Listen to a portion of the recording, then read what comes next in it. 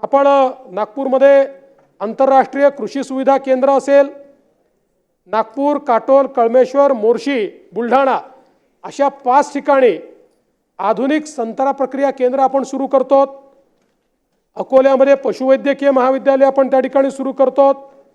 आणि हे सगळं करत असताना वेगवेगळ्या प्रकारच्या ज्या काही घोषणा आपण केल्या होत्या, विदर्भामध्ये अमरावती, भंडारा, गडचिरोली, वर्धा आणि बुलढाणा अशा 5 ठिकाणी शासकीय वैद्यकीय महाविद्यालयाची घोषणा आपण केली होती।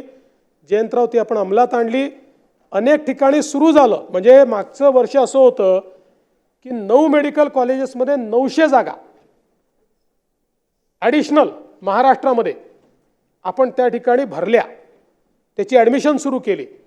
म्हणजे आपल्या मुलांना सरकारी कोट्यामध्ये 900 जागा ॲडिशनल या आपण त्या ठिकाणी दिल्या।